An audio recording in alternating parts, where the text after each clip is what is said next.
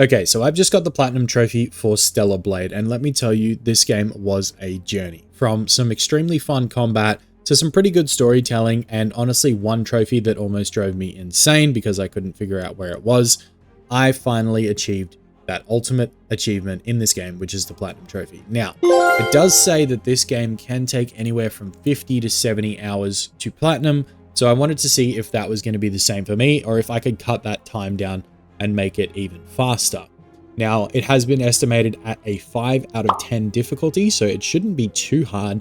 Most of them, although thanks to the structure of the game, have pretty much been set up in a way that you can go back and do them, but not the easiest way. So you can't just essentially go into free roam after you've finished the story to do it, but I'll show you guys along the way as to how I achieved it.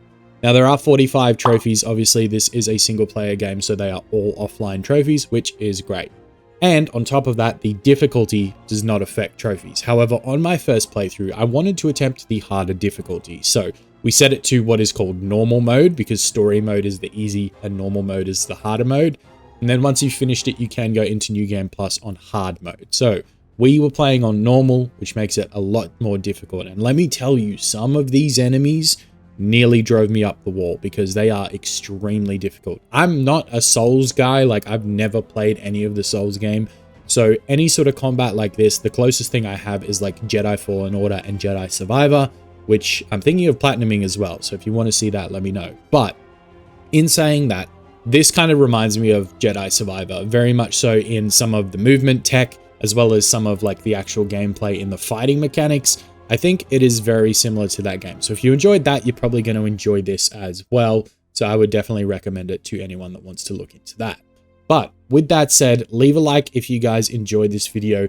We're going to get to the Platinum Trophy right now, and I'm going to take you step by step how I did it. And we're going to see how many hours it actually took me, and if I could do it in less than the approximate estimated time of 50 to 70 hours. So let's get into it. So this story starts out as a character named Eve, and you play as her for pretty much the whole story. And the beginning of the story here, you are in a drop pod and you crash land into Earth, and you get stuck inside the drop pod, which is then opened by Taki. And god damn, when you see these characters in this game, you will understand that they knew what they were doing. They understood the assignment. If they wanted to sell copies of games, this is how you do it. But I digress. That aside, we start off in basically just a tutorial mission showing us the intro to the combat and what you can do. And I'm going to jump ahead because you guys do not want to see the tutorial. It's very boring, and I'm just going to jump ahead to the next part of the story. Okay, so once we've kind of fought our way through the tutorial, we come up against our first big boy, and this is called a Brute. And he's not so bad now, but later on in the game, you do face him again, and it is extremely annoying. And I will show you guys why later in the video. Took me so many attempts, but that's later on, so we'll get to that.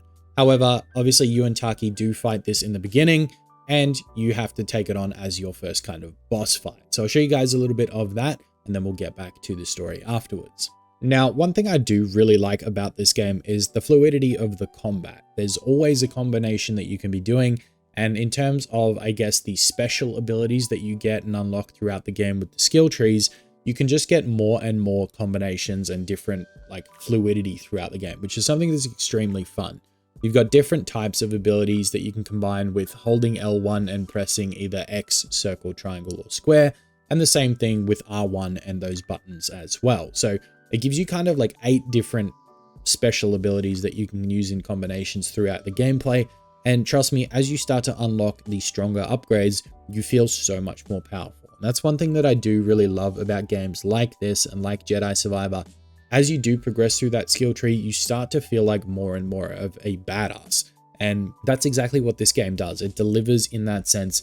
And that's one thing that I do really enjoy about the combat. Anyways, so once we do defeat the Brute, that's pretty much the end of the tutorial mission. And we do have another character show up, and it's pretty much this unknown like bird creature. And one thing about this game is the monsters get progressively crazier and crazier, and this bird thing basically just came down, cut Taki's arm off to assert dominance, and then disappeared. So that's one thing that you'll get back to in the story again later. But for now, we're finished our tutorial, and it's time to start our actual mission. So following Taki getting her limbs ripped off right in front of our faces, we actually get saved by someone named Adam, and he's a big part of the story, and he is with us as kind of a companion for the whole story. So you're going to see a lot of him throughout this video. However, he does take us to where he thinks the Alpha Naytiba is, and what a Naytiba is basically all these alien creatures that have captured or taken over Earth. The Alpha Naytiba is exactly what it sounds like. It's basically a bigger version of the alien creatures, similar to what that black winged one just was that we saw. So he thinks he knows the locations of these things, or at least that's what he tells us. And Eve goes along with him so she can find out where it is in exchange for some help. So this part of the mission is going to be just helping out Adam. Now, I know what you're thinking. We're 5 minutes into the video and we still don't have our first trophy pop. Well, lucky for you, just as I'm progressing through this area here, we do find our first campsite, which is a trophy in itself. And that's going to be the first one for the game and many more to come. So one of the trophies in this game is actually to find all 89 camps throughout the game. 89 may seem like a lot, and yes, it is. However, when you play through the game, you find most of them anyway. But there are a few hidden ones that gave me actually a lot of grief. And towards the end of this video, you will see just how relieved I was when I found the final 2. They were very hidden and not somewhere that I expected to go. So if you guys want to stick around and feel my pain, that'll be towards the end of the video. So the camps throughout this game are actually really useful. You can upgrade your gear, buy items that you're going to use throughout the game, as well as unlock new skills. And that's exactly what we do right here. We unlock our first skill, which is the perfect dodge. Now, perfect dodge works like most other games. It's pretty much kind of like a perfect parry, but in dodge form. And this is going to help us a ton in the future. But you guys probably understand what it is, or you'll see it at least, because Eve glows red when she performs a perfect dodge in combat, and that way we can move through the story without spending too much time on it. So as we progress through this level, we're trying to help Adam find what is called a hypercell. Now, we don't know exactly what this is at this stage, but all we know is that he needs it, and he won't tell us why he needs it. So we're just going to help out, because in exchange for this, he's going to tell us where the Alpha Naytiba is. And this brings us basically at the end of this level to, again, a boss fight, which is the first one in the main story, I guess, outside of the tutorial.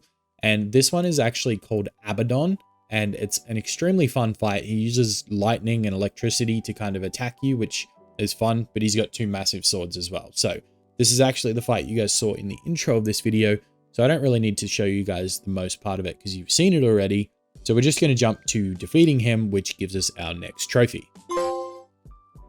Now, along the way of this first mission, we do find a ton of other stuff that's going to help us on our journey.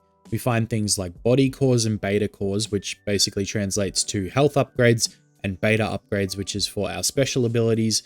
And on top of that, we do also get our first experience with exospines. Exospines are basically gear that are going to improve certain stats of Eve. So whether that be damage, or maybe defensive abilities, or maybe your beta build-up and things like that. So the combination of gear doesn't really matter, or didn't really matter for me until like the last 2 fights in the game. So you can pretty much pick and choose to build Eve however you want, depending on the exospines that you do find along the way. Progressing on with the story though, we do get exposed to a few new Naytibas, and they come in different shapes and sizes, and you kind of have to fight them in different ways. But we also get things like a couple of puzzles that we have to solve, and some of the new traversal that we have to figure out certain ways around. Now, on my first playthrough, I did a good job of kind of exploring a lot of areas and trying to find as much as I possibly can, because I knew a couple of the trophies were related to things like opening chests or crates that are in the game, as well as obviously finding all the camps and a couple of other things as well. So I'll touch on those later in the video, but just know I did a ton of exploring on my first playthrough, and it really helped me in the long run. So we find out that the hypercell that Adam is looking for is in a place called the Hall of Records, and we pretty much make our way there. Once we've made our way there, we actually find the hypercell that we're looking for, and we're greeted with our next boss fight. So the next boss fight is with Corruptor, and this is basically in the next area as soon as you leave the Hall of Records. Now, Corruptor is like a horse-style creature, I guess, if you can call it that, with like poisonous bulbs on its head, and it pretty much shoots poison at you. So you've got to be pretty quick to time it and dodge these things. And I know a lot of these gameplay clips in the beginning is where I look terrible at this game, but trust me, I do get a lot better as I practice and progress through the story. I promise you that. I'm not always this bad, and I haven't always been this bad. It just took a little bit of getting used to for someone that's not really familiar with these type of games. For those that don't know, I pretty much come from FPS backgrounds for the majority, so a game like this definitely takes some adjusting to, and something I'm still learning, so go easy on me, okay? Especially because I'm playing on the harder difficulty too. Oh, and by the way, when we defeat Corruptor, we get another trophy. It's pretty much tied to most of the bosses in this game.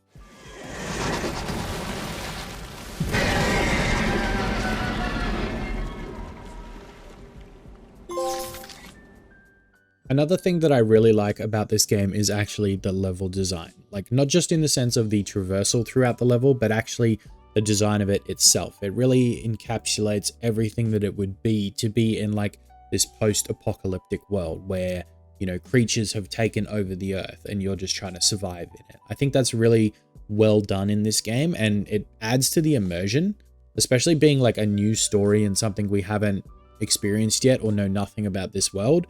I think the level design just visually put me in that world, and it was a really fun experience. So we progress throughout this next level, and you go through sewers and all kinds of other obstacles like construction yards and things like that. So there's some really cool levels that you play through, and I'm going to let you guys enjoy that for yourself. However, we do actually reach another boss fight, which is with Gigas. Now, obviously defeating Gigas again will give us another trophy. And as you guys can tell, we're starting to ramp up here, and now we're really rolling over some trophies. Now, I don't know exactly how to describe Gigas, but he kind of reminded me of like the inside of a washing machine if he'd ripped it out and put it on his head. So we're just going to take that as it is. Again, it's another boss fight. These are really fun and really challenging. And one thing that I wasn't really prepared for is how long these fights actually take. You do have to really time things accordingly, wear down the enemies, and it feels like they have a ton of health, because whenever you're in a fight with one of them, it's not just a couple of attacks, a couple of special moves, and they're done. Like, you've actually got to fight these guys for a good 3 to 4 minutes straight. And as someone who's not a Souls person, I can't imagine what those type of games would have in terms of boss fights, because I found these challenging. And if I'm finding these challenging, what are those games going to be like when I do finally take on the task of attempting them? But nonetheless, in the end, we actually did defeat Gigas, and we get ourselves our next trophy. Now, it turns out that Gigas was actually defending a drop pod that had someone inside it, and with that, we meet Lily. Lily is someone that's going to help us along the journey as well, so between her, Adam, and Eve, all of us go on to the next part of the story. I'm going to skip ahead here a little bit, because the next 3 hours is basically just going to see this old guy in a town named Zion. Now, Zion is like one of the last human civilizations, I would say, that's left on Earth, and we pretty much have to get the hypercells for them so they can power their city and keep things running. Now, when we give them the first hypercell, more people come out in the city, and then we set out to get 3 more for them. So that was basically like the next 3 hours of the game, is figuring out where to get them from. And we do find ourselves in Altus-la-Voir. I think I'm saying that wrong, but that's kind of where we need to go for the next bit. And there was a 3-hour jump between defeating Gigas and getting to Altus-la-Voir. So there's a lot that goes on in between, but a lot of it is mainly just combat and exploring. And it's just me doing side missions and different kinds of things like that. So the cool thing about Altus-la-Voir, or however you say it, and one of the things that I actually liked about this is that it diversified the gameplay a little bit. So Lily helped us unlock a like gun attachment or a weapon attachment inside the drone that flies around helping us, so that you can shoot enemies when you're not able to use your sword, or combine and mix the two in combat. However, when you're inside Altus-la-Voir, some reason her sword doesn't work. So Eve is forced to use the gun that Lily has designed for her. So this whole underground segment, you can only shoot, and there's different weapon or ammo types that you get to use along the way. And trying to navigate through here is really fun. Like, it's actually super easy, but basically as you get through, it pretty much just shows you the way to use this weapon. It's almost like a little mini tutorial on using the new weapon. Now, at the end of this underground segment, of course, we get to another boss fight, and after walking through what looks like a Naytiba research facility, we come to Maelstrom. Now, I'm probably saying that wrong as well, which is what I'm going to do for all of the Naytibas in this story. However, Maelstrom was one of the easier ones to defeat, because once you figured it out that all you had to do was shoot the yellow pussy bits on his face to make them explode, and then once they exploded, you could shoot the center of his face, which pretty much did bonus damage. So Once I figured that out, he went down really easily, and we got our next trophy. Now, at this point, I took a little bit of time to do some of these side missions around the town, because you do actually unlock a ton of them when you get to this point in the story. So what I did was I met up with Kaya and then Enya and Sue, both of which have their own side quest lines that are trophies in themselves. So there's 3 missions for each of them that you have to go and accomplish, and it only happens once you progress at certain stages of the story. So you kind of have to play through a little bit before you can do the next part of it. But each time you do complete one of their quests, you do get a ton of experience so that you can level up Eve and unlock some new abilities. So we did those, and then there is actually a third storyline with Digger, who I will introduce you guys to in a little while because I didn't do his quest line until later. However, we go and retrieve the hypercell, take it back to the old guy called the Oracle, and then basically we're on to our next mission, which sends us off to find another hypercell again. Alright, so by this point you guys get the idea. The old guy sends you to go get a hypercell, you fight a couple of bosses, and then you get the hypercell, retrieve it, and take it back to him. You have to do this 4 times to get what is called the Master Core, so that you can go and take on the Alpha Naytiba in each section, and then you can go and get to the Elder Naytiba, which is like the leader of all of them essentially. But we ran into 2 bosses, one of them was a side mission, and the other one was part of the main story. So the side mission one was the Brute. Remember the one from the beginning that had the big ball sack on its hands? Yeah, that guy. We're fighting him again. And let me tell you, this was the hardest fight in the game, and it was a side mission. A side mission. I can't tell you how many times I failed this. Just have a look. How do I dodge that, bro? What the? Even straight through my block as well. Brother. See, what do I do there? That thing takes up the entirety of the map. See, it literally just fucking one-shots me. It's impossible. I'm out.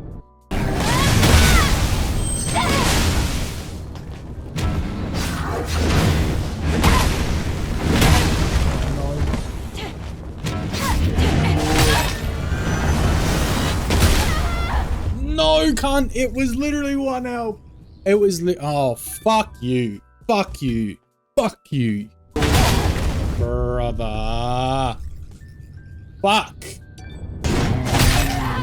Fuck.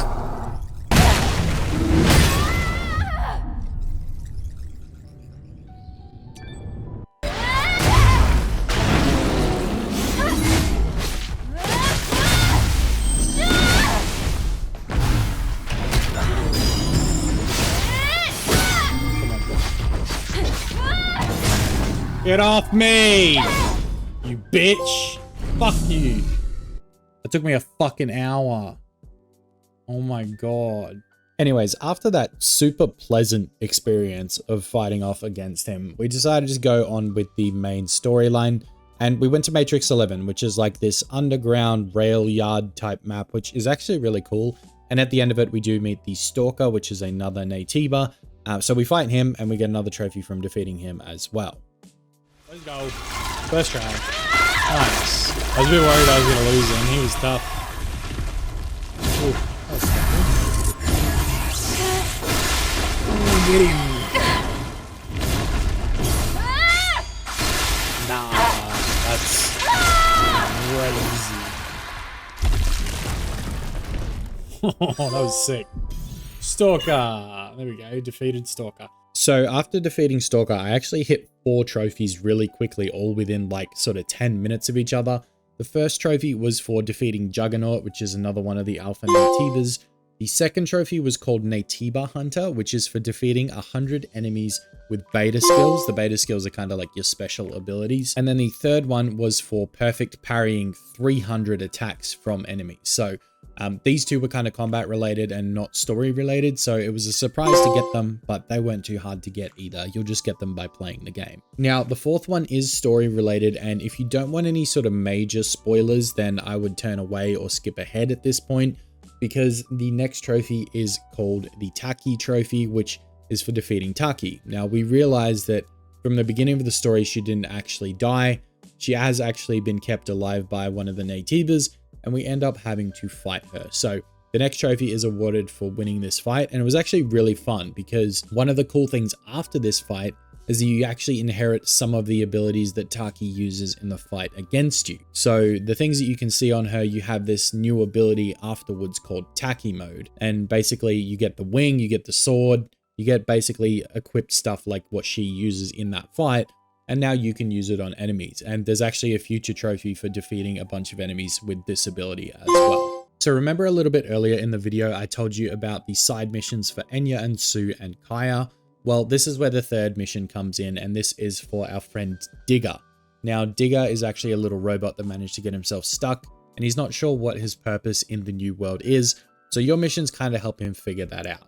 As far as the Enya and Sue storyline, they're trying to repair Enya because she obviously has a lot of body damage, and then with Kaya, she's looking for her lost sister. So completing all of these quest lines gives you a trophy for each of them, and you actually get an extra trophy in Kaya's questline because you do have to fight another Alpha Naytiba called the Behemoth, which is basically this big lion thing that you have to fight at one point. And then after you do defeat it and actually get the trophy for that, you'll end up finding Kaya's sister dead in the same area as to where you fought that Behemoth. Hey, beep. So now that I was starting to feel like we were getting on a roll with the trophies, I actually picked up 2 more really quickly after this, but they were story related. So one of them was for completing the next, I guess, shooting only area, I would call it, like we had in Altus Lavoie before. And this one was just for retrieving another hypercell. But along the way, obviously using the gun ability so much, we did actually pick up the cold-blooded sniper trophy as well, which is for killing enemies with the gun attachment on the drone. Now at this point, I did a little bit of completion work just in terms of doing all of the side missions in the game just to see what they were like. Not a lot of them led to actual trophies, but I did pick up a couple of combat-related trophies along the way. We got the Silent Executioner, which was for like stealth killing a certain amount of enemies. And then we also got the Relentless Destroyer, which was for finishing 50 enemies with burst skills, which is another type of special ability that you can use in the game. So next up, I found the Records Collector Trophy, which is super easy to do. It's just by collecting 200 databank entries, which can be a memory stick, a document, or a passcode. And once you find 200 of these, you unlock it. You just have to search around for the dead human bodies that are around the map, or other places where you can find records like on bookshelves or other places like that where they might be hiding. But you can use the scan tool and it's super easy to find these. Now, moving back to the story, we did actually have to take on our next Alpha Naytiba, which was called Belial. Now, Belial was stalking us throughout one of these sections of the game, and basically the way you had to defeat it was on 3 separate occasions you had to deplete its health bar, which kind of was annoying, but in the sense that once you finally figured out that you could overcharge your arm cannon to take it out, that's what did it in the end, and you do get a trophy for defeating Belial as well. Now, moving on from Belial, I did actually pick up another combat-related trophy, which was called the Cruel Liberator. This one was easy. You pretty much just had to defeat 1,500 enemies throughout the entirety of the game, and you unlock this trophy. So if you're playing the story, you're going to do this anyway, but I just happened to unlock it early because I'd done a bunch of the side missions. Now, this led into probably one of the hardest boss fights that I've had to take on, which is Karakuri. And when I tell you I struggled, like I had to separate this into 2 different play sessions. Like I had to go away for some time and actually come back to the game later so that I had calmed down, because I had been defeated so many times in my first few attempts to actually do this that I had to take a break, go away, have some food, come back, and then try it again. And then eventually I defeated Karakuri and got myself another trophy for doing so. So after the absolute nightmare fuel that was Karakuri, we did unlock the Battlefield Martial Artist trophy, which is for perfect dodging 200 enemy attacks. This was done in a fight against a demo crawler, which is exactly after the Karakuri fight. So you literally go from one boss fight to the next. Now this is part of the story progression because you then do realize that there's a lot more going on here, and that leads us into our next 2 trophies. So after defeating the demo crawler, we do actually get grabbed by this giant random alien arm and yeeted out into the middle of space. Now it turns out that this is actually a Demogorgon, and it's one of the Alpha Naytibas when we thought we were already fighting it. It's attached to the outside of the space station that we were currently on, where we fought the Karakuri and the demo crawler. Now this thing, you do have to shoot it in each of its eyes to take it out. So you use the cannon attachment, on the weapon on her arm. So we can basically do this really easily and it's not a big deal. So once we defeat this, we actually do get the trophy as well. So at this stage of the story, we had 3 alpha cores from defeating alpha Naytibas, and the 4th would have been the Demogorgon, but because we were out in space, we ended up crash landing back to Earth and not actually getting the core from it. We went back to Oracle with this and he pretty much gave us his own core, which makes us able to turn it into a master core so that we can go and find the Elder Naytiba. This is all plot points, part of the story that you will learn when you play it. I don't want to give too much away in the story because I don't want to ruin it, but I kind of want to give you guys a quick breakdown. Now, we didn't get a trophy for doing any of this, but we did end up with our next boss fight, which was actually a really cool one, and I know you guys are going to enjoy this when you do play it, but I'm not going to say too much. You do actually fight one of the characters that we're familiar with from earlier in the story, and you guys will see that when you do play the game yourselves. Now, remember earlier in the video I told you could upgrade your stats with things like your attack, your health, your beta. Well, I basically got 2 back-to-back trophies following this mission when I was upgrading both my attack and my health. So we got 2 trophies for that, so I'm going to run them by you real quick. Oh yeah, and then literally 2 minutes later, I actually unlocked another trophy called the Perfect Exospine, which is for maxing out 10 different exospines inside your inventory. Now, in doing my best not to spoil the story for those of you guys that do still want to enjoy it, we do actually fight a character here who you might not want to know about. So I would skip ahead about a minute or so to ignore this part. So I'll give you guys a second to do that now. All right, you've had your second. Now, the next trophy is for defeating Raven. Now, Raven, you'll remember from all of the, I guess, little messages that we've had throughout the game. And you end up taking her out, but she's not actually the final boss. She's protecting someone else who is actually the Elder Naytiba. Now, I'm not going to put any spoilers here because I want you guys to enjoy the endings for yourself. However, I will let you know that there are 3 different endings to this game, and there is a trophy tied to each one of them. So I'm just going to pop those 3 up right now because we did do each of the endings. However, one of them was done in New Game Plus, and the other 2 were done on the same save. I did a cloud save, but it turns out you don't have to, because when you do finish one mission, or I guess one story ending, then you can hit continue when you get back to the main menu and just go into it and select the other option. So depending on whether you say yes or no to the Elder Naytiba, you'll have a different ending for those 2. And then when you do your New Game Plus playthrough, you can do a completely separate ending if you just go through the whole thing and don't do any of the side missions. Hey, Raven.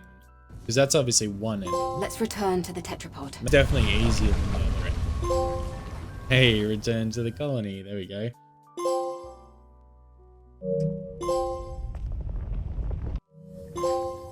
Naytiba Researcher. Got information on all Naytibas. Now, after completing all 3 endings, I did unlock 2 extra trophies, one of which was for completing New Game Plus, and the other one was Naytiba Researcher for basically just getting info on all of the Naytibas in the game. So now that all the endings are out of the way, it's pretty much just time for the cleanup. And I went for 2 really easy trophies first, and I actually unlocked these during my New Game Plus playthrough, and that was the Perfect Body Enhancement and also the Perfect Beta. So these ones, you pretty much just have to find the body and beta cores around the map and enough of them to max out your health beta. Next up, I decided to do a couple of the easier trophies again, and one of them was called Box Hunter, which pretty much you just have to open up 200 of the loot chests in the game, or the crates that they call them. And then the second trophy I went for is the trophy that's called Suit Collector, where you pretty much have to unlock 30 suits inside the game. And these are found around the map or unlocked from different character quest lines and things like that as well. So I managed to get these 2 knocked out really easily. The next trophy on the list that I was going for is called Revenging Agent, and this is really easy. I just never managed to do it during the game because I didn't use the Taki mode enough. Remember earlier how I told you when you beat Taki, you can actually use some of her abilities? Well, when you activate this in-game, there is actually 50 eliminations that you can do with this ability that will unlock this particular trophy for you. I didn't manage to do it until after I'd played through the game twice because I just never used it. Getting down to my last couple of trophies here, and these were 2 of the more time-consuming trophies that I had to do in the cleanup. The first one was finding all of the cans on the map for the Can Collector trophy. Now these are pretty much just collectibles that are based all the way around the map, and there's an absolute ton of them to find. So when you do finally find all of them, you unlock the Can Collector trophy, and then on top of that, you've got a fishing trophy too. So we do meet Clyde along the storyline, and he's basically a fisherman out in the middle of the desert, and he's got one little patch of water that he fishes in. He teaches us how to fish, and when you catch 20 different kinds of fish, you get another trophy for that as well.